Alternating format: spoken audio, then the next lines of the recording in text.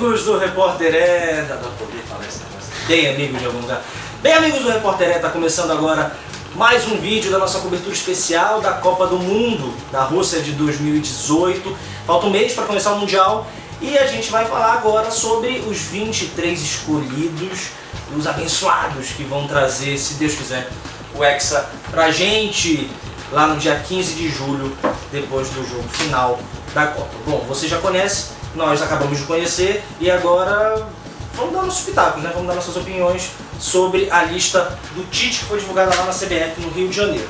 Eu não estou sozinho, deu para perceber que eu estou com duas pessoas, dois convidados. Primeiro, já é parceiro, já é da casa, Lucas Bebeca, seja muito bem-vindo. Obrigado, Gustavo. Fala, galera. Vamos acompanhar essa... Vamos repercutir. Vamos repercutir, isso. Repercutir. Isso. Isso vai, tu sabe que isso vai. Não vai. Vai sim, vai sim. E além do Lucas, tem este nobre rapaz, este prodígio do jornalismo esportivo paraense, jornalista da Rádio Clube, Matheus Miranda. Matheus, muito obrigado por aceitar o convite. Eu que agradeço o convite, Gustavo. Prazer enorme estar com vocês aí, com o Lucas Muribeck, meu parceiro já há uns 4 anos. E vamos falar aí a respeito da convocação da seleção brasileira. Vamos, que a lista é grande, são 23 nomes. Vamos começar pelo gol, né? Vamos de cara falar dos goleiros escolhidos. Vamos lá, Alisson da Roma, o Ederson do Manchester City e o Cássio do Corinthians. Talvez seria uma escolha muito pessoal ali, do Cássio, a gente esperava também o Neto, Marcelo Groi, Valência, Marcelo Groi, mas veio o Cássio, né? A titularidade no gol é muito difícil de ser perdida, então Alisson deve ser nosso goleiro titular mesmo, não sei que ele tem algum problema, vamos torcer para que não, porque ele vem jogando um excelente futebol nessa temporada, né? O que vocês acharam do gol do Brasil? Falando do Alisson, o Alisson é um jogador que há 2 anos eu não tinha essa confiança, né? Eu tinha certa antipatia, mas depois dessa temporada que ele fez na Roma, é ele para ser o titular. Ele conquistou essa minha confiança e acredito que o gol brasileiro está muito bem servido. Ganhar a confiança do Muribeck é foda, porra! O cara é rigoroso. Não é fácil não, o cara é bem exigente. Aí falando do Cássio, o Cássio, como nós já havíamos conversado aqui, ele, acredito que essa convocação dele aconteceu muito pela relação que ele já teve com o Tite no Corinthians. Foi algo mais pessoal, acredito nisso. Eu penso que o Alisson vai ser titular, conseguiu essa confiança, como o Muribeck já falou, no decorrer da temporada, até porque foi a primeira temporada que de fato foi titular da Roma. Na temporada passada era o Sérgio, o goleiro titular, o polonês, nessa de assumir titularidade e foi o melhor jogador da Roma na temporada e um dos melhores goleiros do campeonato italiano também no futebol europeu. E o Ederson do Manchester City também se destacou muito bem, não só pelas defesas, mas também pelo jogo com os pés. Sim. E a gente também pode destacar na lista de goleiros o fato de termos opções. Mencionamos aqui o Neto, o Marcelo Groi, aí temos Alisson, Ederson e Cássio. São 5 goleiros. Perspectiva que nós não tínhamos, por exemplo, na Copa de 2014. Júlio César foi o goleiro da seleção, mas já estava numa fase decadente. A gente tem, depois de 4 anos, uma lista de pelo menos 5 goleiros em grande fase prontos para serem titulares da seleção na Copa. Eu acho que a lista está boa. Falando nisso, eu acredito que o Alisson é o melhor goleiro brasileiro na Europa depois daquela fase incrível do Júlio César na Inter de Milão. É bom citar, o Júlio César veio para 2014 já decadente mesmo, mas ele foi um dos maiores goleiros da nossa história assim, no futebol europeu. Né? Ele teve uma grande fase na Inter de Milão. Pentacampeão. Cujo uniforme está vestindo o mesmo hoje. Bom, laterais. Ali a grande ausência da Copa, o grande nome que ficou faltando é o Daniel Alves, né, que se lesionou semana passada na final da Copa da França. E, bom, o substituto dele foi definido também pelo Tite, a lista dos laterais é essa. Fagner do Corinthians, Filipe Luís do Atlético de Madrid, o Marcelo, que é indiscutivelmente um dos melhores laterais, se não o melhor lateral do futebol mundial hoje. Ele e Daniel Alves. Exatamente. Em atividade. A gente pode dizer que é em atividade o melhor lateral do mundo. E Danilo do Manchester City, que era o nome que faltava ali, talvez. Né? Vinha sendo bastante cogitado, o nome dele veio forte. Né?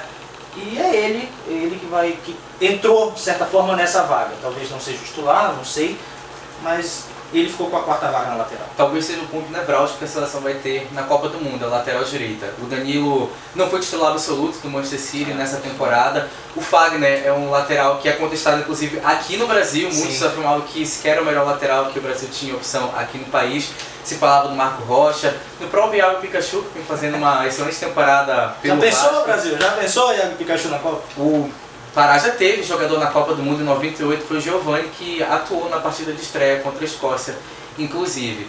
E o Felipe Luiz, embora seja um nome considerado, na verdade, indiscutível, sofreu uma lesão grave agora no início do ano, se recuperou agora no final da temporada, então talvez fisicamente não chegue com 100% na Copa, assim como o Fagner, que teve uma lesão também agora. O médico da seleção Lasmar disse que ele está recuperado, que pode atuar na Copa. Disse agora nesse fim de semana, inclusive, Isso, né? Isso. Liberou ele para ser convocado. Mas dos 4 laterais, 2 vão para a Copa do Mundo com riscos de não estarem aptos fisicamente. O que é um perigo, porque, enfim, tiro curto, né? Isso. O Brasil perde muito com a falta do Dani Alves nessa convocação. Acho que ele, como tu já disseste, ele e Marcelo são os dois, estão entre os melhores do mundo, se não os melhores do mundo. Vai fazer falta, muita falta. Que saudade do meu ex.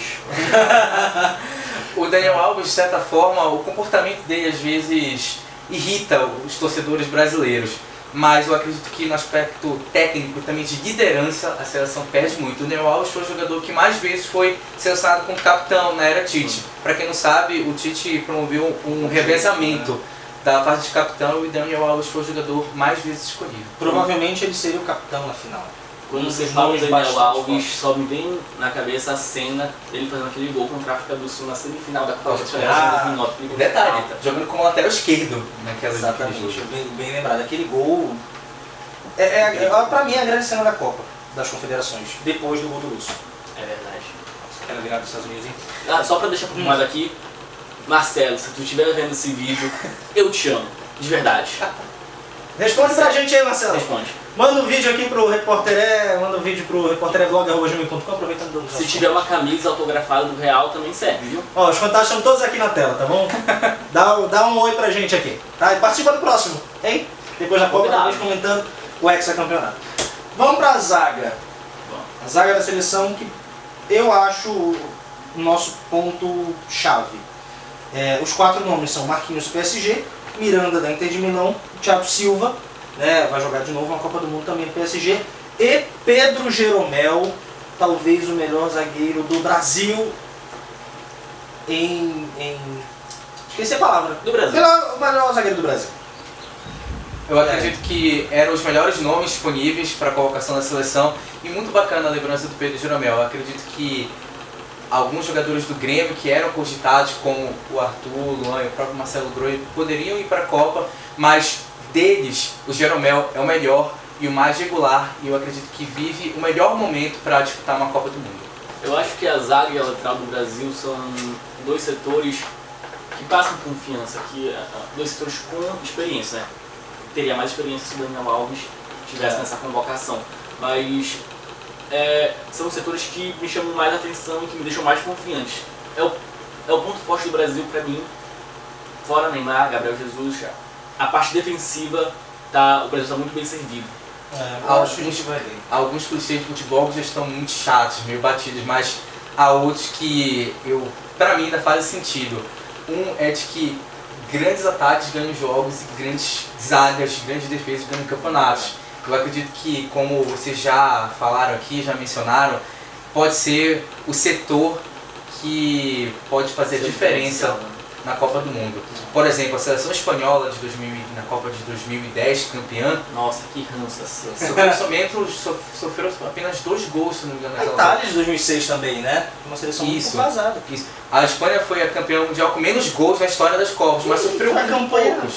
Sofreu muito poucos, então o sistema defensivo realmente faz muita diferença em competições como essa. Del Bosque, se tu estiveres vendo esse vídeo, o teu título foi ridículo.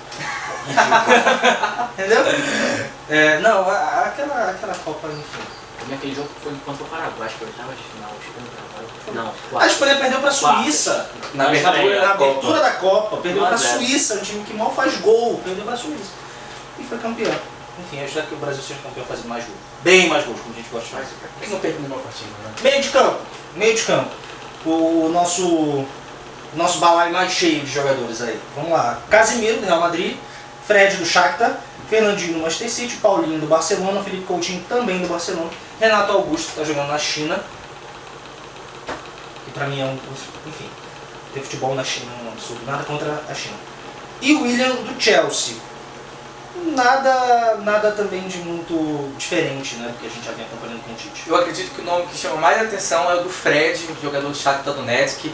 Ele que, de certa forma, ficou marcado pelas convocações na era Mano Menezes, na era Dunga. Os jogadores do Shakhtar eram vistos com muito estranhamento. O Alex Teixeira, o Tyson, que daqui a pouco a gente vai falar sobre ele, e o Fred, que apareceu agora na lista final das convocações dos amistosos da seleção. E o nome bacana que a gente pode destacar aí é o do Casemiro. Se a gente falasse no final da Copa de 2014 que o Casemiro seria convocado para 2018 e ser um titular absoluto, a pessoa ia ser considerada como um maluco. Mas o crescimento que o Casemiro teve nesses 4 anos foi sensacional. Saiu do Brasil como um talento perdido, mas conseguiu recuperar um bom futebol no Real Madrid Castilha, no Porto, no Zaragoza, ou melhor, no Porto. Aí assumiu a titularidade do Real Madrid com Zidane e é hoje um dos principais volantes do futebol mundial. Esse meio de campo do Brasil, eu acho que não é um meio de campo tão experiente como em Copas passadas, mas eu acredito que tem peças aí que são fundamentais, como o próprio Casemiro, que vocês já citaram, o Paulinho. O Paulinho é um jogador que me ganhou depois daquele jogo contra o Uruguai nas eliminatórias para a Copa, que ele marcou gol no Estádio Centenário, achei incrível. 3 gols, 4-1, 3 gols. 3 gols, Paulinho. O que o Adriano Paulinho faz? Que homem, né? Paulinho que é o artilheiro da era Tite, né? Desses amistosos. Não é Neymar, gente. Paulinho é o artilheiro da era Tite. Ou é o Neymar, não sei. Posso estar falando besteira. Se ele estiver falando besteira, é um dos artilheiros da era Tite. É um dos goleadores da era Tite. Quem diria? Paulinho, né? Sendo destaque na seleção brasileira. Eu tinha ranço da cara dele, mas hoje Paulinho tu é... Acho que só... Outro marcado pela Copa de 2014. Outro marcado. Exatamente. Eu acho que essa Copa está exorcizando alguns fantasmas, alguns problemas, vai exorcizar, né? A Alemanha na final, né? Exorcizar o 7-1. E para fechar, aqueles que têm a responsabilidade de marcar gols. Os caras que vão para frente e que vão marcar muitos gols pra gente se tudo der certo. Os atacantes da seleção são eles: Gabriel Jesus, do Manchester City, campeão inglês; Roberto Firmino, do Liverpool, vai jogar a final da Liga dos Campeões; Douglas Costa, da Juve; Tyson, da geração Shakhtar, também; Neymar Júnior, né? Um jogador que está começando agora e que a gente também não tem tanta expectativa, né? Quase nenhuma. Talvez não brilhe muito na seleção. Eu penso que o nome mais discutível é o do Tyson, mas não surpreende tanto porque era um jogador que estava sendo convocado na era Tite, né? Um jogador que é uma presença de certa forma bastante significativa assim, na seleção brasileira, embora o William José talvez não fosse uma presença improvável. O William José se tornou um outro jogador quando saiu aqui do Brasil, se destacou no futebol espanhol pelo Zaragoza, pelo Las Palmas, pela Real Sociedad. E eu acredito que o jogador que fez a melhor temporada do setor de ataque da seleção brasileira foi o Roberto Firmino, um dos artilheiros e líderes de assistências do Liverpool na temporada e um dos principais responsáveis pelo Liverpool chegar a uma final de Liga dos Campeões. Gabriel Jesus também fez uma temporada boa, apesar de ter passado por alguns altos e baixos, muito em função de problemas físicos, sofreu uma lesão no início do ano. Inclusive, havia perdido titularidade para o Agüero, que sofreu um acidente de carro e aí perdeu o restante da temporada. Absurdo o acidente. E aí o Gabriel Jesus retomou a titularidade, fez gols importantes durante a temporada, mas desses nomes mencionados, o que fez a melhor temporada foi o Firmino, embora eu acredite que ele não vai ser o titular. Eu gosto muito dessa trinca do Brasil, Neymar, Firmino e o Gabriel Jesus. Para mim o Gabriel Jesus ele tem condição de ser uma das revelações realmente dessa Copa. Porque, como tu falaste, Matheus, ele passou por umas lesões e tal, ele ainda não voltou a ser aquele Gabriel Jesus, mas sempre volta num nível bom aos campos. Eu acho que atenção no garoto, ele merece muita atenção. A gente percebe que com o Tite há um movimento inverso. Muitos jogadores jogavam bem nos seus clubes e não tanto na seleção. A gente percebe já um movimento inverso com o Tite. Por exemplo, o Alisson é um exemplo desse. O Alisson começou a crescer na Roma, mas em função das boas partidas que ele fez na seleção. Gabriel Jesus, idem. O Paulinho é um exemplo claro disso. Renato Augusto. Enfim, são jogadores que com o Tite passaram a jogar um nível de futebol melhor do que a gente imaginava. Isso tem muito a ver, talvez, com a recuperação do orgulho de defender a seleção. É que, sei lá, uma, duas Copas atrás, a gente não sentia essa alegria. Caramba, vamos jogar a Copa do Mundo, vamos defender o Brasil, o maior campeão do mundo. E é muito do perfil do Tite também. Vamos lá, os 2 amistosos do Brasil antes da Copa do Mundo. O primeiro é contra a Croácia, em Liverpool, no dia 3 de junho, mais conhecido como o melhor dia do ano, porque é meu aniversário. E Brasil e Áustria, é o segundo e último amistoso do Brasil antes da Copa do Mundo. Esse amistoso contra a Áustria vai ser em Viena, na Áustria, no dia 10. O Brasil ainda tem esses 2 desafios aí para esquentar, para botar ritmo de jogo nesses caras.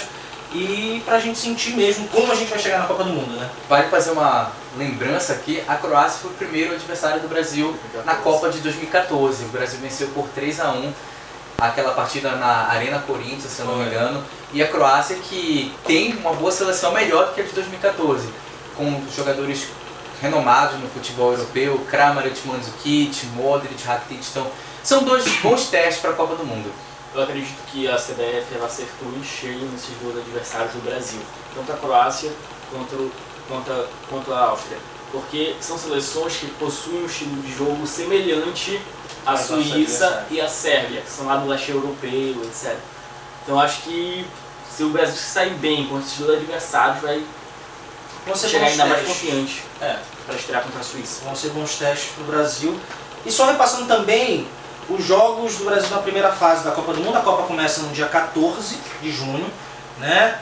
Com Rússia e Arábia Saudita. Jogaço! A estreia mais alternativa da história das Copas. Primeira vez que uma seleção da Ásia estreia uma partida de Copa do Mundo. Faz parte do jogo inaugural da Copa do Mundo em Moscou. Mas agora vamos relembrar, né, os 3 jogos do Brasil, os 3 primeiros jogos do Brasil no caminho do Hexa. Bom, o Brasil estreia no dia 17 de junho, que é um domingo, 3 horas da tarde.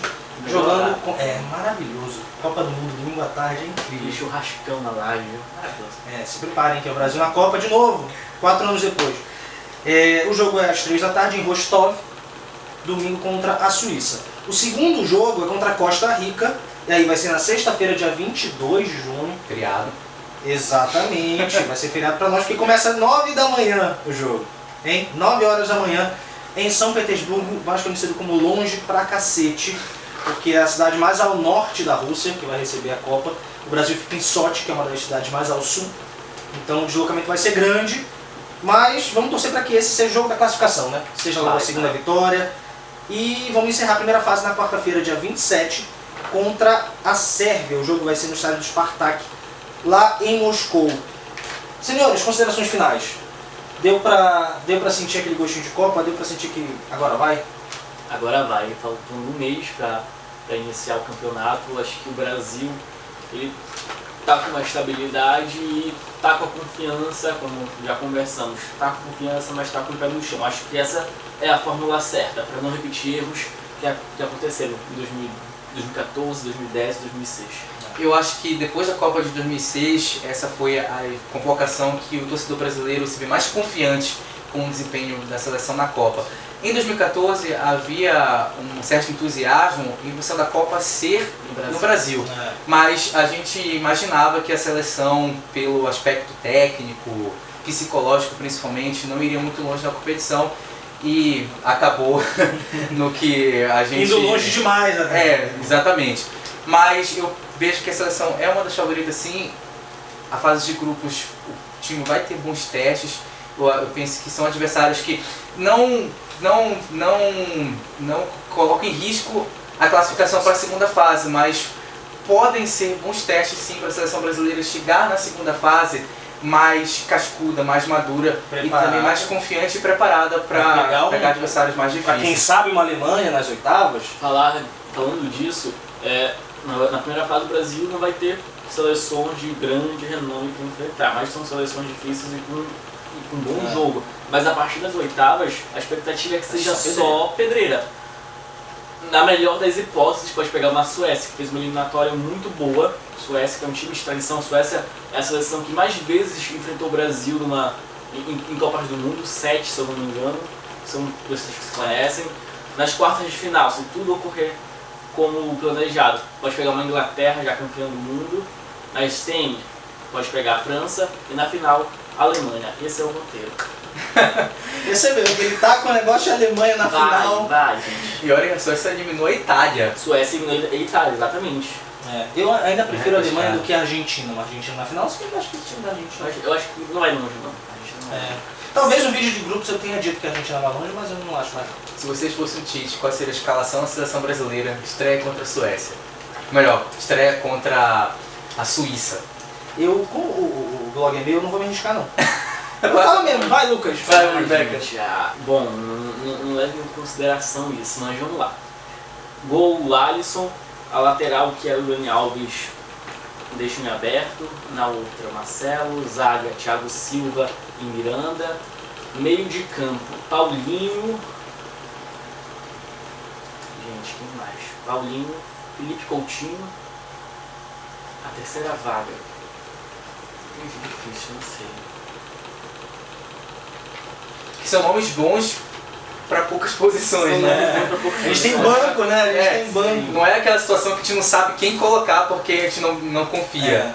Mas A porque são dificuldade é muitos- porque tem muita gente boa. Exatamente, uma posição. Eu tenho a Aí no minha ataque escalação eu aqui. colocaria o Gabriel Jesus e o Neymar. Eu tenho a minha escalação aqui. Vai. Pronta. Alisson no gol, Danilo na lateral direita, Marquinhos e Miranda no miolo de zaga. Foi a dupla de zaga mais utilizada pelo Tite durante as eliminatórias. E o Marcelo na lateral esquerda. 3 meio-campistas, Paulinho e Fernandinho como volantes. E o Felipe Coutinho como armador. E no ataque, o William, Neymar e o Gabriel Jesus. Apesar, como eu já falei anteriormente, o Firmino para mim fez uma temporada melhor, mas o Gabriel Jesus teve desempenhos melhores do que o Firmino com a camisa da seleção. Isso talvez faça a diferença numa primeira fase de 3 jogos, né? Com certeza. Bom, então é isso. Esse foi o nosso vídeo, nossa análise, nossa simples e humilde análise dos 23 convocados, posição por posição, para a seleção brasileira trazer o hexacampeonato lá da Rússia. Muito obrigado a você que acompanhou. Gente, mais uma vez, Lucas Valeu, Boleck, Gustavo. obrigado. Valeu, Gustavo, pela convocação. Olha só, acertei também na convocação. Continua acompanhando nossa cobertura, a gente tem Memórias da Copa, né? Todo mês um convidado lembra de alguma coisa, de alguma história especial que viveu relacionada aos mundiais. Estamos preparando conteúdos bons e novos agora para maio e para junho, para o mês da cobertura da Copa, junho e julho. Esperamos que depois do dia 15 a gente consiga um vídeo alegre de comemoração pelo hexacampeonato. Acho que vai dar certo. Faremos. Aguarde novidades, hein? Manda sugestões pra gente, segue os nossos perfis do Repórter É, no Facebook, no Instagram, no Twitter, onde mais vocês encontrarem a gente, dê uma olhada nas novidades. E é isso. Muito obrigado pela audiência. Repórter É na Copa 2018, torcer, movimento. Um abraço. Falou. Ô.